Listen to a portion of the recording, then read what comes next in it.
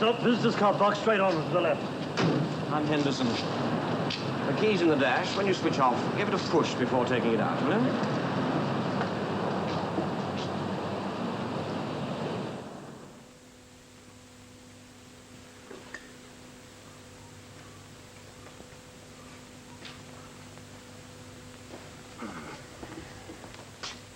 No, I shan't need that. Now I know where to find myself. Got anything to measure with? Measure what? Well, I'm thinking of putting a desk in over there, 8 feet long. Might go. This is about a foot. Well, it's got some use, then. Morning, Donald. Oh, hello, Ken. Sorry it looks so cheerless. Still, you weren't expected until tomorrow. No, 6 inches too short. Ah, well, there's more light over by the window. Anyway, thanks. My desk. I'm bringing my own. Oh, the one you used at Scott Furlong? No, but it was one of John's. He gave it to me when we finished there. Well, if you're bringing any other things, you might let Miss Saturday know. She'll be your secretary. She's been fussing all week getting the best for you. Well, I shall be bringing one other thing. My own secretary. Also the one you used at Scott Furlong? Also. Well, John's brought his Miss Lingard, too. So between the pair of you, we're going to look less joined than invaded, aren't we? Where's his office? Next to you. Were you neighbours when you were his personal assistant to Scott Furlong? No, I was his sales director at Scott Furlong. He didn't have a PA there. No. I wonder whether that means he intends to be less busy here or more. Actually, you'd have seen a name board on his door when you came along the passage, but he had it ripped off as soon as it was put up. Father was quite puzzled. He thought that John's idea of modern art would be Sir John Wilder writ large. Drinks cabinet to go well over there, don't you think? Quite well. I've never discussed art with John. I doubt if anybody else has, but his idea of a joint managing director is somebody whose whereabouts everybody makes it their business to know. Name boards are for the obscure, seldom consulted and often forgotten. Do you have one? I'm also next door, but that way. I hope you're not going to feel squeezed with a joint managing director at each elbow. Again, the managing directors might be joint, but the personal part of my title applies to John only. As founder, my father has his office on the floor above, of course. Oh, that way? Sorry? Right on top of you? Yes? What does he do when he wants you? Send, ring, or stamp? No, that's mine. I told the doorman, but he couldn't have listened. You have to push the ignition before you pull it, otherwise the alarm engages. Well, I saw your buzz about. You needn't be windswept here, you know. Ah, tumbled. Well, you're entitled to an executive fleet car. What sort? Well, yes, there's mine, you see, waiting to get into the park. Yours will be the previous year's. Well, yours isn't this year's either. No, I think I'll stick to my personal touch. Unless you can give me something like that. Which happens to be John's. Really? Oh, I thought it was father's.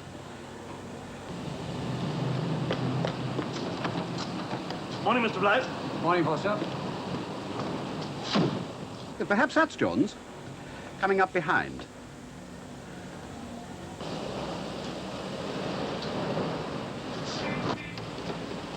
Morning, Sir John. Morning, Foster.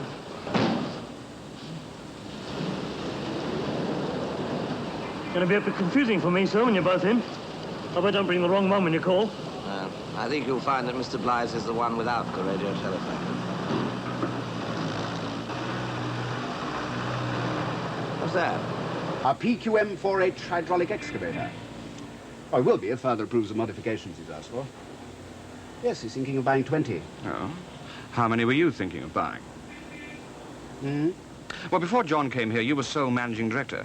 I should have thought a buying decision of that magnitude would have been yours, not your father's.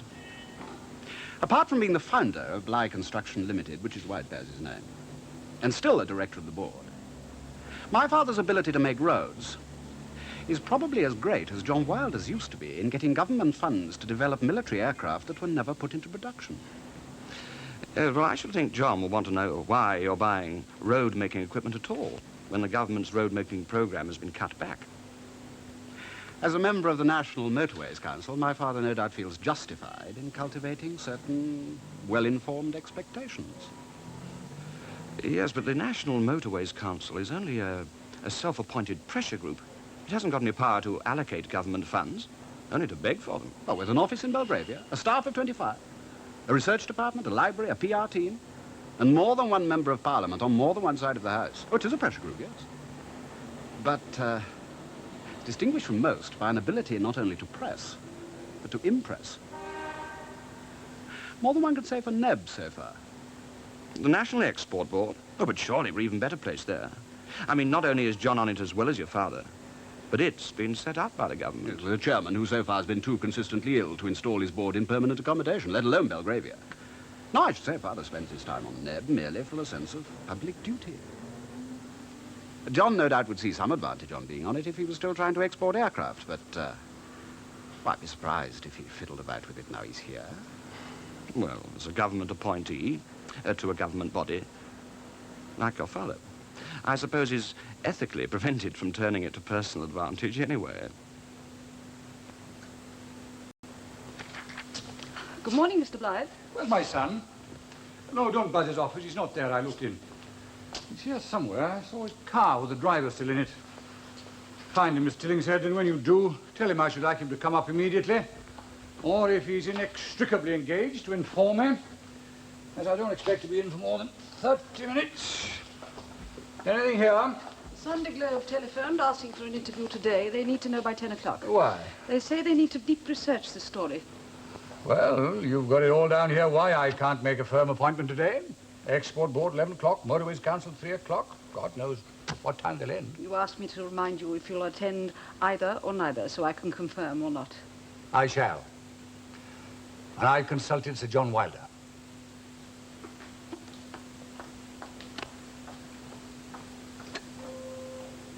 Miss Lingard, Mr. Blythe, Sir John isn't in yet. You are expecting him.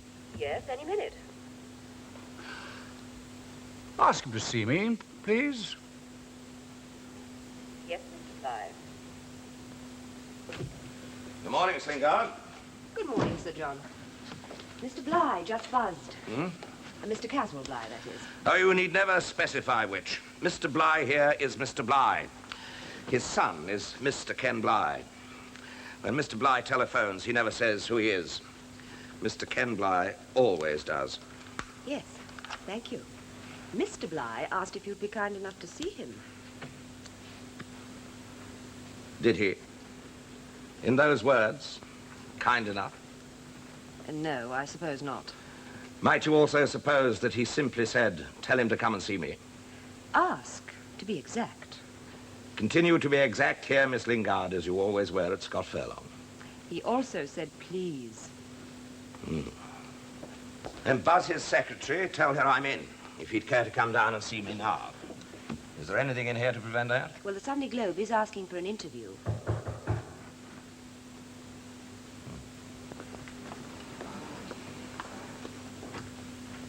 Oh, hello. Can I try the track? You're a day early. Come in. Planning the furniture. Now, be sure you get an intercom fixed so you can buzz Miss Lingard whenever you want to come in and see me. Knocks on interconnecting doors are liable to give strangers the impression that they're in a wrong sort of hotel. Is that all? The Sunday Globe. Oh, yes, they'd like confirmation by 10 o'clock. One of those deep research stories, is it? They didn't say. Well, I can't see any other reason for such a hurry. They've noticed about NEB, of course, the National Export Board. Noticed what? That both Caswell Bligh and myself are on that board. While I was at Scott Furlong and in aviation, that was all right. But now I'm at Bligh's and in civil engineering. There's a government-appointed board, very strangely manned. 3 industrialists, 3 economists, and 3 trades unionists, according to the charter. But now those 3 industrialists, 2 come from the same industry, civil engineering, and from the same firm, this one. Matter of Caswell Bligh standing down, I suppose. That'll leave you on the National Export Board and him on the Motorways Council. That'll be all. Thank you, Miss Lingard. Caswell Bligh, Donald, sees himself one day standing for Parliament. Very soon after that, as Minister for, well, not transport, something very much bigger. An entirely new national road system.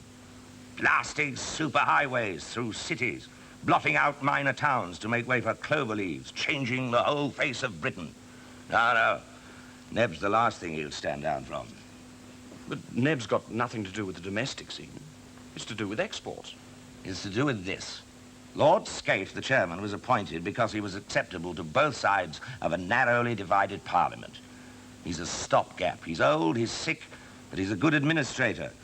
Once he's got the board running smoothly, he'll go. And that's when Caswell Bligh hopes to take over. Then you'll resign. Do you recommend that step? Well, John, I could understand your interest in Neb while you were in aviation, but what have you got to export now? The ability to provide roads, dams, bridges for any country in the world, which will give a proper contract in return for a firm tender. But, John, the whole history of Bligh's has been, well, here. It's hardly ever taken a foreign risk. Airfields, ports, in Africa, Borneo, Brazil. What? Anything the term civil engineering can cover. I'm not quite sure where to start yet. I can still hear those aircraft jamming them. But I want technical and field reports from you. Engage what staff you like and travel them. I look into the tendering side of things and into the government assistance side. Government assistance to encourage exports. Government assistance strongly proposed by the National Export Board. Whether there are 2 directors of the Bligh organization on it or a dozen. That is Caswell Bligh compromising on protocol.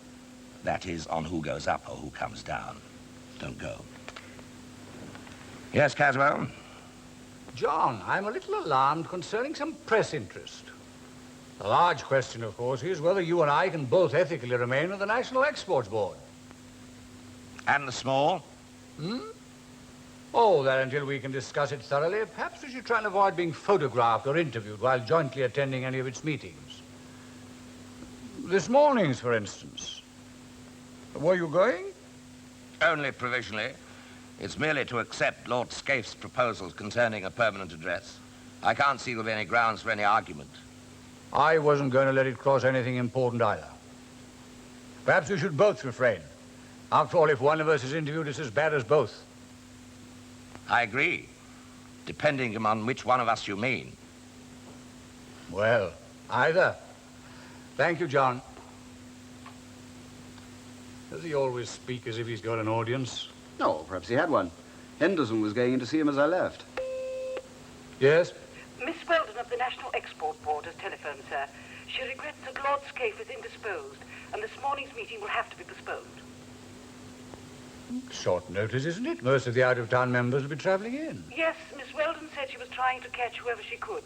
She's asked to be switched down to Miss Lingard, of course. Miss who? Sir John's secretary. Ah.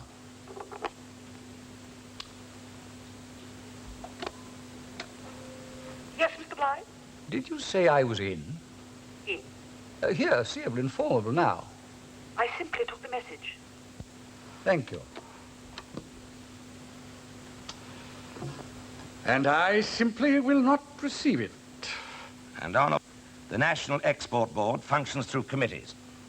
I'm on 2 of them, for example, with an economist and a trades unionist. I'm not, of course, on the Civil Engineering Committee. And what the members of that committee know is what I want to know. And that is, what British firms are tendering abroad, where and at what price. I can't move myself, they'd throw me out. But you can dig as deeply as you like.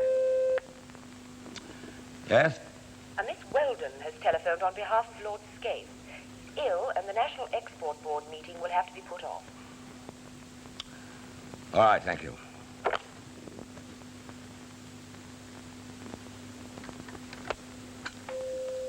Yes, Sir John? Miss Lingard, did you say whether I was in?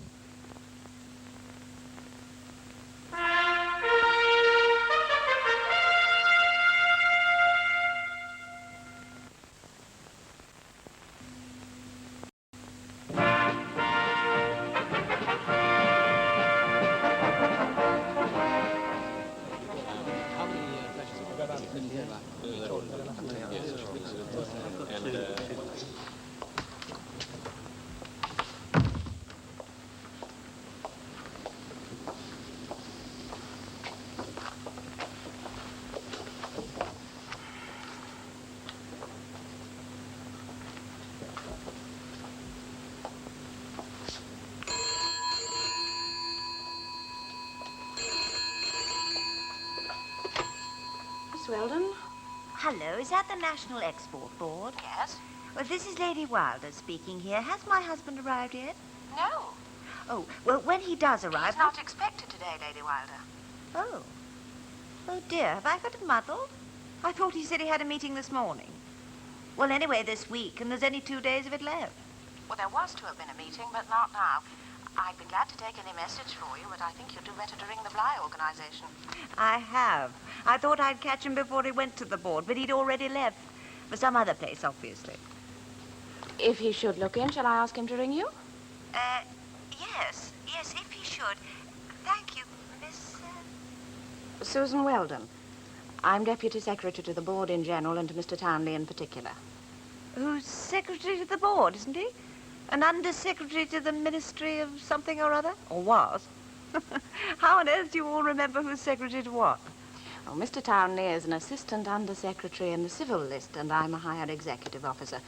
We think of one another as HEO and AUS. Sounds rather chemical. Goodbye. Goodbye.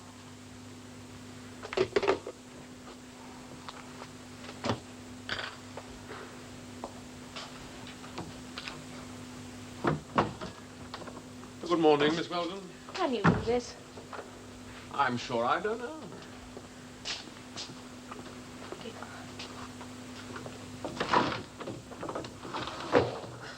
Freeze or suffocate, eh? I shall also be glad when we move to more permanent quarters. Was today's last meeting going to delay that? No. Did you get on to them all? Only those that were in London. The others were already on their way. Well, that means, what, 5 of them trooping in and having to be told in repetitious tedium with apologies. Manage it, will you? I've got rather a case for. I'd particularly like not to encounter Sir John Wilder or Mr. Bly.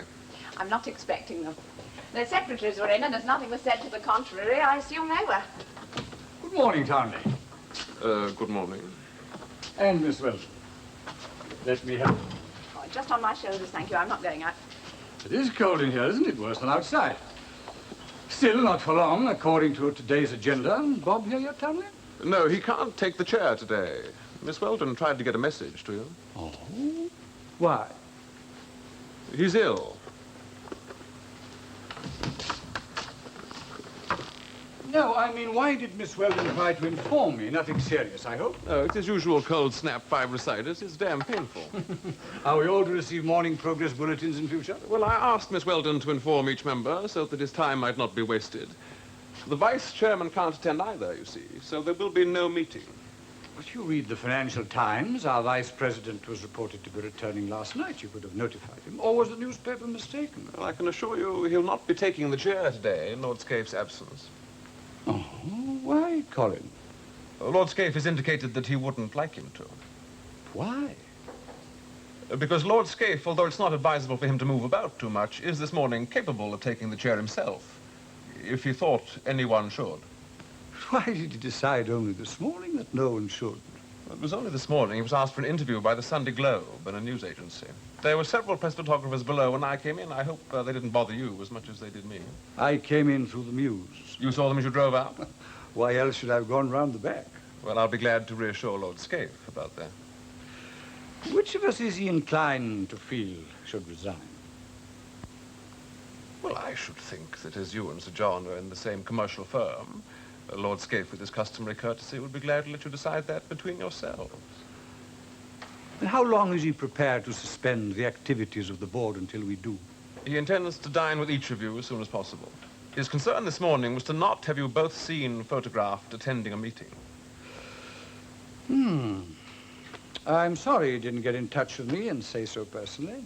Well, he would have found such an action distasteful if it suggested in any way that you and Sir John might not come to an understanding unless requested to. John and I, Colin, are, as you mentioned, business associates, not political adversaries. You can assure Lord Scaife that I've already sounded John out, and that he's perfectly sensible of the embarrassment his remaining on the board would cause while I remain on it, too. Of course, I can't speak for John. I'm only the founder-director of Bly's these days. In a sense, John, as joint managing director, is my boss.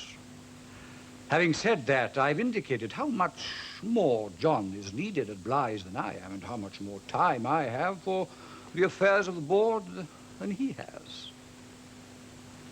Need I hint more deeply at the logical action that John is likely to take? I'd be glad to assure Lord Scaife about this. Might Sir John be coming in? And if so, might I ask him to confirm, or the sooner there's a press announcement? Oh, no. If Miss Weldon tried to get him at Blige, he can't be coming in. I know he was going there, so he must have got her message. When do you have morning tea? I don't. You're a civil servant? Even so. Then I shall invite you to a little shop I know. If you stay here, you'll only have to receive 5 or 6 meeting list members and be put to the boredom of saying the same thing to each. We can walk. Where is it? Oh, across the road round the corner, Fisby Place. Except we'd both better go round the block. Oh, no, there's no point in using back doors now. If you're not ready to give the chairman a definite undertaking, surely you aren't thinking of giving one to the press. Well, that really would violate normal procedures. No, I don't think there's any harm in letting the press anticipate the truth. It'll quite kill speculation of the wrong sort.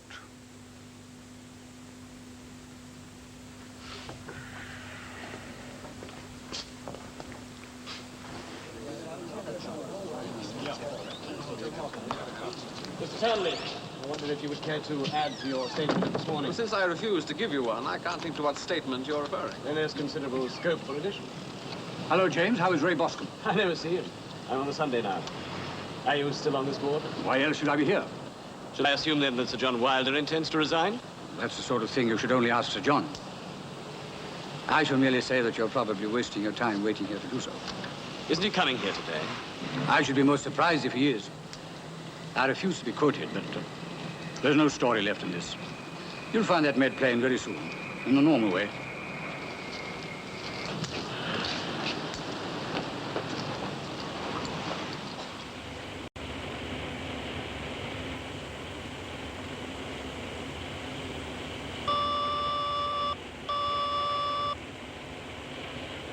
Yes, Miss Lingard? Lady Wilder telephoned. Could you ring her back? What did she want? Did she say? She's uncertain whether you'll be going down for the weekend. If not, she'd like to invite her mother. No. No, I shall want the place to myself. Shall I ring her back and tell her to expect you then? Yes, and I shall be bringing Mr. Henderson with me. Sir. Yes, Bissett? While you were speaking, sir, I drove past the board. There are pressmen outside. Do you want to be seen by them? Well, why not, Bissett? Mr. Bligh's driver has been told there's a muse. You could use that if you prefer to. I don't. Today.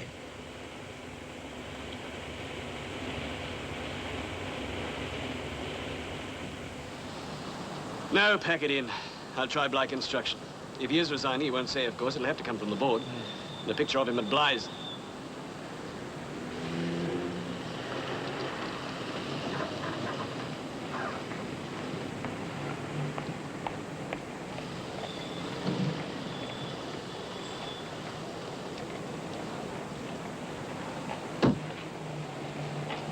Hello, James.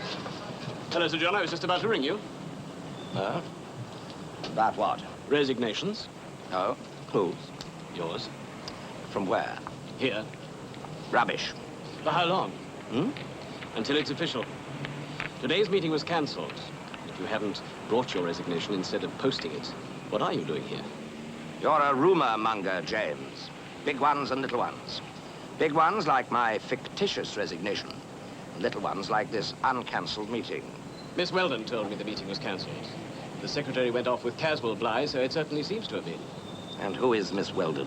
Deputy Secretary to the Secretary. An HEO, put in last week. Hardly an authoritative source, James.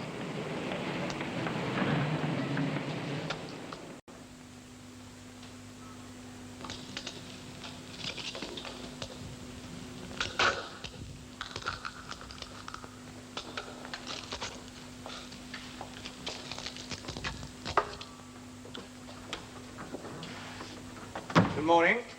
Oh, good morning. Do you know anything about these? Are you Miss Weldon? Yes. Made a sort of clicking noise and they went out. I'm Sir John Wilder. Yes, I know. I'd hoped I got in touch with you. Did you get it with a plug?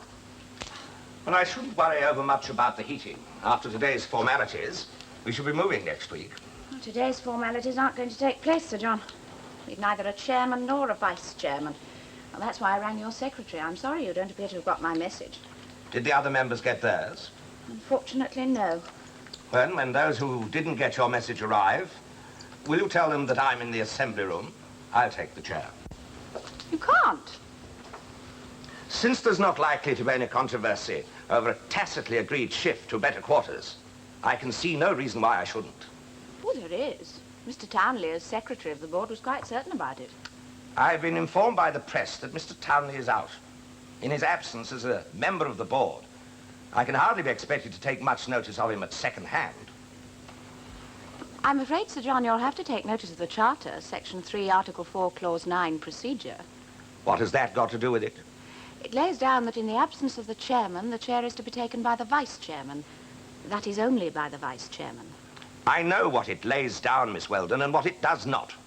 Your reading of it... I was voicing Mr. Townley's. Whoever's. Under abnormal conditions, with neither the chairman or the vice-chairman present, there is nothing specifically laid down in the Charter to prevent any other member from taking over. It's implicit. That is a matter of opinion. What is not is that it is not explicit. I've never been able to follow double negatives. As an HEO here in the new one, I do not require you to follow anything except my assumption of responsibility. Whoever takes the chair this morning, I want it taken. As soon as the other members arrive, simply tell them where they can find me. In the assembly room. Would you please wait a moment, Sir John? Miss Weldon? Yes, you have. On the contrary, Mr. Leash, you can't be late because there's no meeting to be late for. Lord Scaife is... Yes, again. Yes, I shall. Thank you. Goodbye. Just one moment. I want to speak to him. Well, he's hung up. Call him back. Well, I don't know how to. He was speaking from a public call box on a station, and he now intends to return to the University of Technology in Birmingham. And that means, Sir John, that not enough members can be expected to arrive now to constitute a quorum under Section 3, Article 4, Clause 10, whatever Clause 9 may be taken to mean. What were your duties in the service before you came here? Those I have now. I'm a research economist. Then you exceeded them. Were you happy in your former appointment? Yes. Then you can look forward to being sent back to it. Oh, Sir John. Lady Wilder telephoned. She asked would you ring her back. Thank you.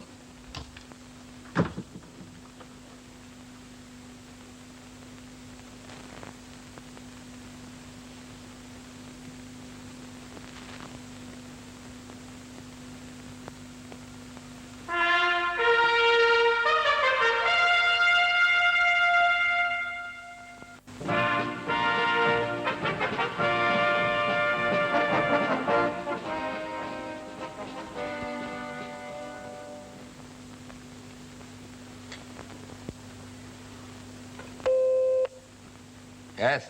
Can Mr. Henderson say good morning? Yes? Oh. Analyzing it word by word? I shall be analyzing the writer of it in a few minutes. I've invited him here. Oh. Well, at least none of the other papers have nibbled yet, there's that. There's also this. James is on the Sunday Globe. When he floats a small story like this in the Daily, it means he makes a bigger meal of it later on. How much of it's true?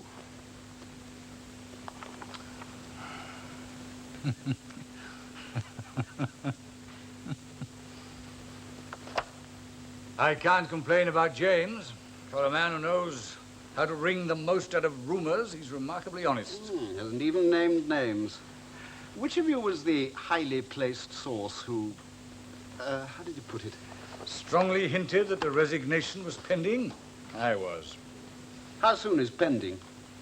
As soon as I push, which is now. Yes, Mr. Blythe?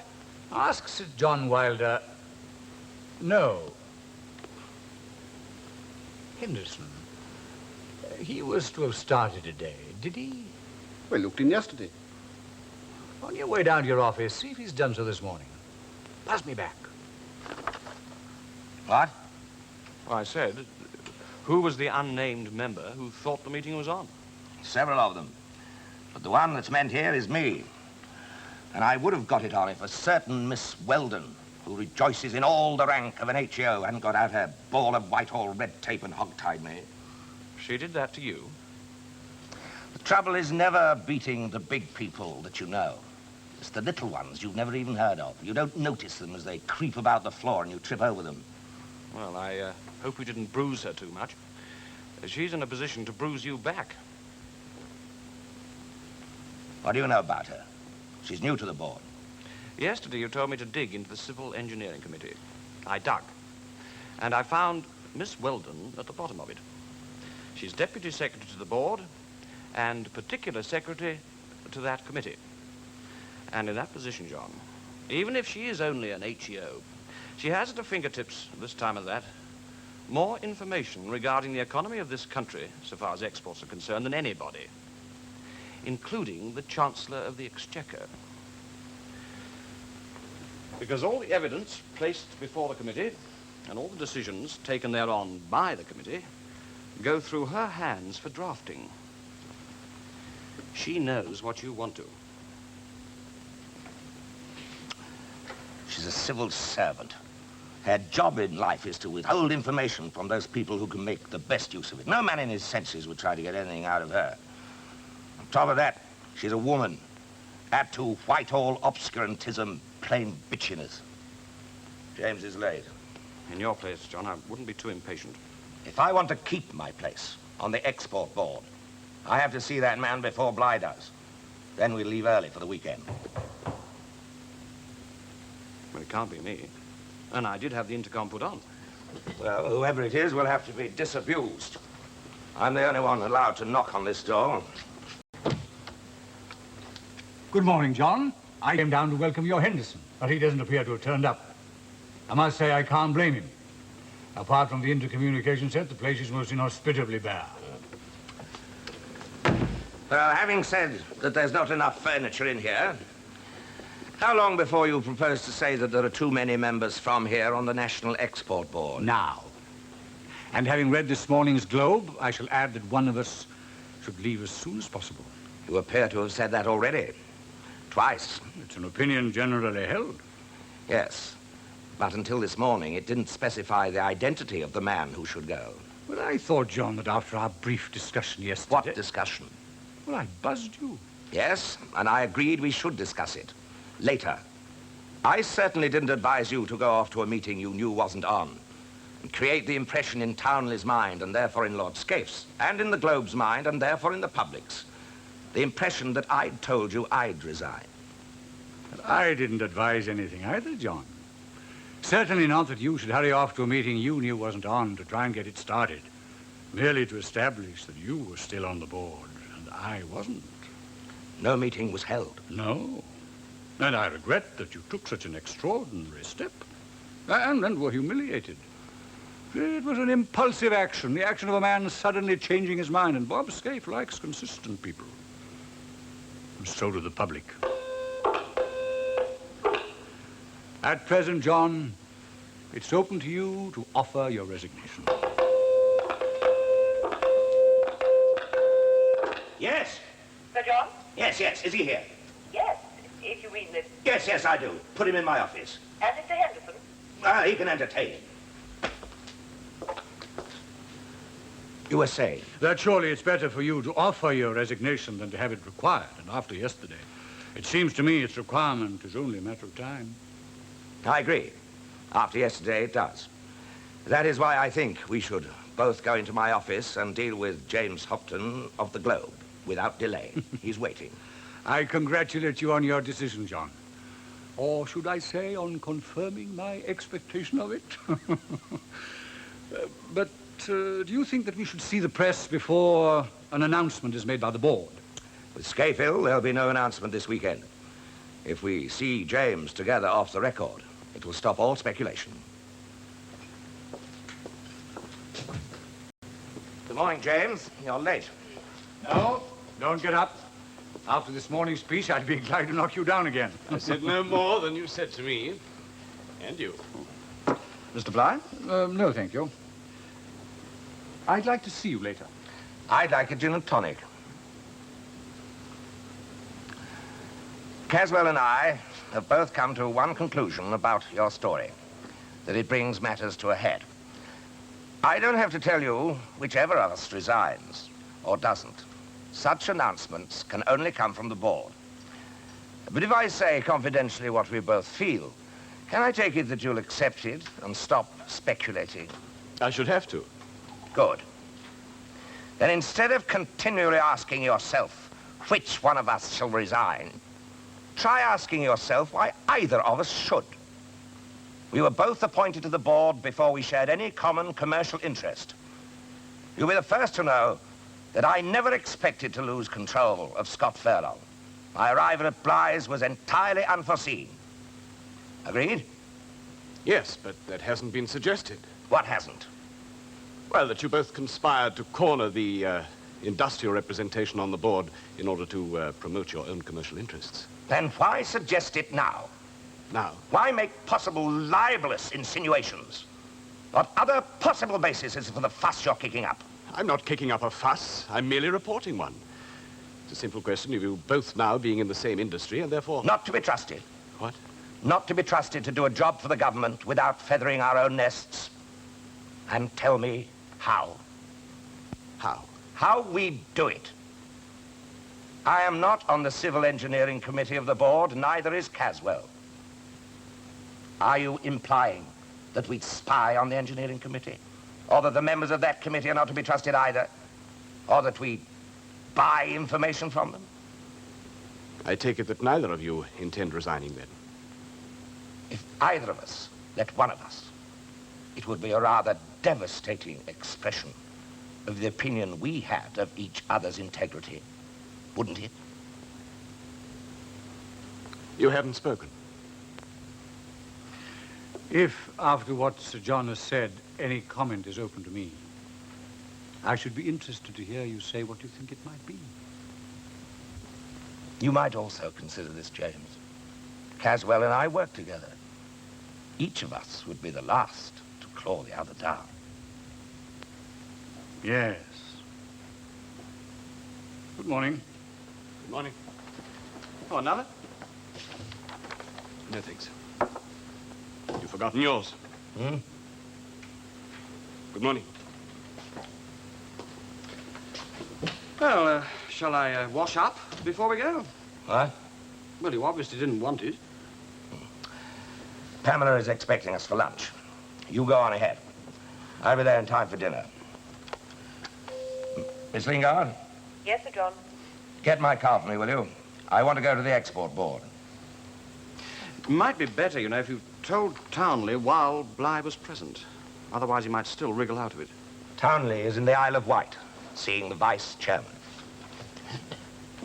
I don't accept that I owe this Miss Weldon an apology, but I think it might be just as well to smooth things over. I thought you said nobody could expect to get anything from that woman. I did, but I hadn't considered that she might want to get something. Women who want, give, you know. Cream, sugar, lemon, or nothing. I merely asked to ask. I know what you prefer.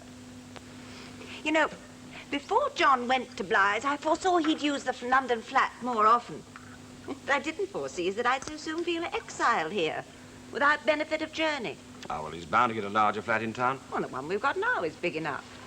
You know, it'd excite no interest in me if you told me he'd bought St. James's Palace. Well, Don, what shall we do tonight? Oh, well, he'll want to work. He won't be here to. Oh, he will. After dinner, he wouldn't have said so unless he meant it. Never mind what he means, old faithful. Mind what Miss Weldon does. I've told you about her. She's politics, nothing else. Probably lank, 40, and frigid. She can't be. He'd never have taken the trouble. He'd have sent you. Pamela, John's clinging onto the board by the skin of his teeth. The last thing he'd think of doing at this moment would be to start up with a civil servant working on it. That sort of gossip could slay him. Her too, I trust. Well, she couldn't consider it. Professionally. You know, Don, Before you came down here today, I rang Bly's. At Bly's, they told me John had gone to Neb. At Neb, I asked for Miss Weldon. I was told that Miss Weldon was working at home. Question, where is Sir John Wilder now? You are allowed 1 second and can choose from one answer.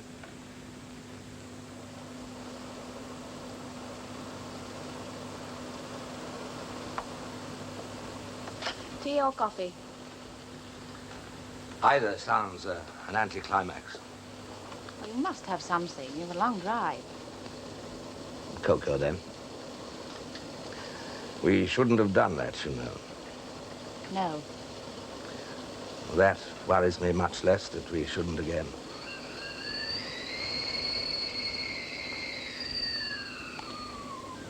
Shall I take it that we shan't? It would be damn silly, I'm afraid.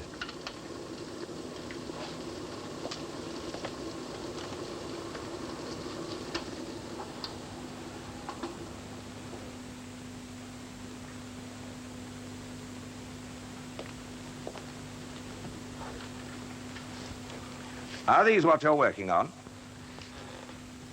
What? These files? Civil Engineering Committee minutes, motions, evidence of hearings. Who's tendering what, where, abroad. Interesting? Form your own opinion. Not confidential. Quite confidential.